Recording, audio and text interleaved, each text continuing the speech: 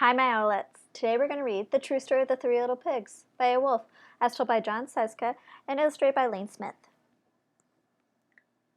Everybody knows the story of the Three Little Pigs, or at least they think they do. But I'll let you in on a little secret.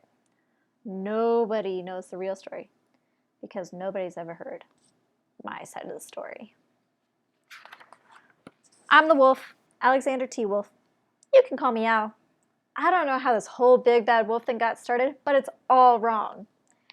Maybe it's because of our diet. Hey, it's not my fault that wolves eat cute little animals like bunnies, sheep, and pigs.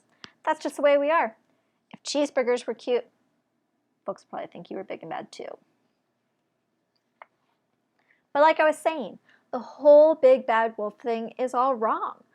The real story is about a sneeze and a cup of sugar. This is the real story.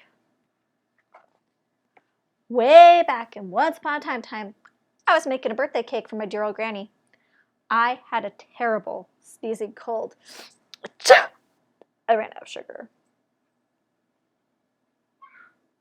What's in his cake batter there? Does that look like normal cake batter? So I walked down the street to ask my neighbor for a cup of sugar. Now this neighbor was a pig, and he wasn't too bright either. He had built his house out of straw. Can you believe it? I mean, who in their right mind builds a house out of straw? So of course, the minute I knocked on that door, it fell right in. I didn't just want to walk into someone else's house, so I called, Little pig, are you in? No answer.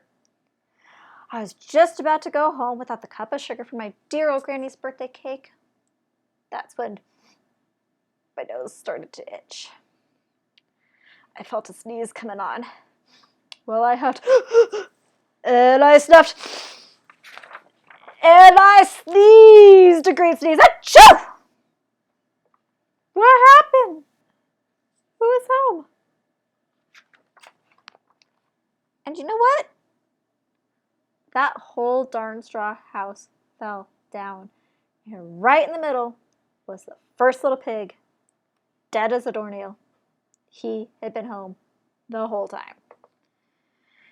It seemed like a shame to leave a perfectly good ham dinner just lying there in the straw, so I ate it up. Think of it as a big cheeseburger, just lying there. I was feeling a little better, but I still didn't have that cup of sugar, so I went to the next neighbor's house.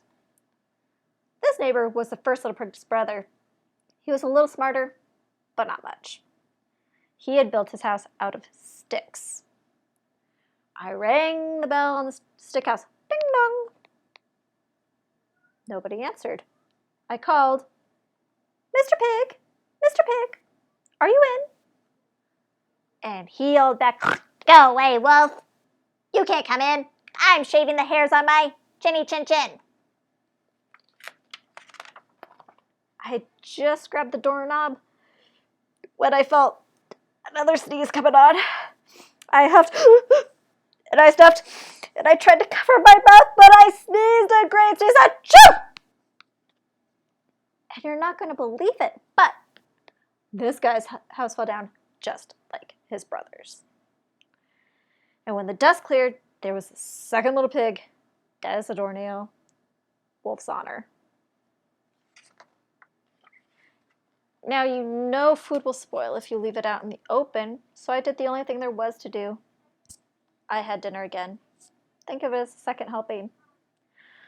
I was getting awfully full, but my cold was feeling better, and I still didn't have that cup of sugar for my dear granny's birthday cake. So I went to the next neighbor's house. This guy was the first and second little pig's brother. He must have been the brains of the family. He built his house out of bricks. I knocked on the brick house. No answer. I called, Mr. Pig, are you in? And do you know what that rude little porker answered? Get out of here, wolf. Don't bother me again.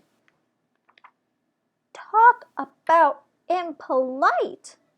He probably had a whole sack full of sugar, and he wasn't even willing to give me 1 cup for my dear sweet old granny's birthday cake. What a pig. I was just about to go home and maybe make a nice birthday card instead of a cake. That's when I felt my cold come on. I huffed. And I stuffed. And I sneezed once again. Achoo! And then the third little pig yelled, and your old granny can sit on a pin.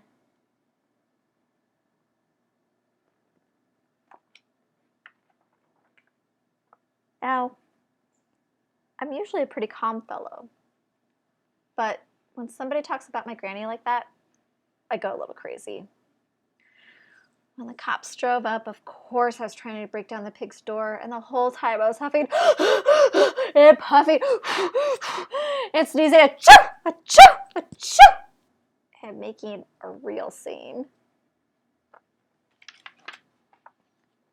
The rest, as they say, is history.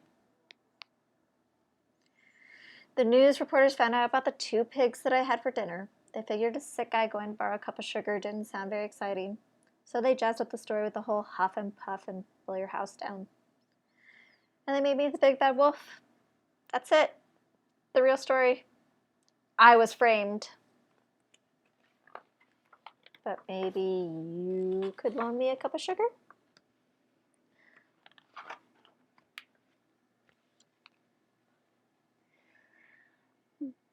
That story always makes me laugh, just a little bit. Do you think that the big bad wolf really was borrowing a cup of sugar, or do you think he was just out there to eat the pigs? Let me know. Take care, owlets.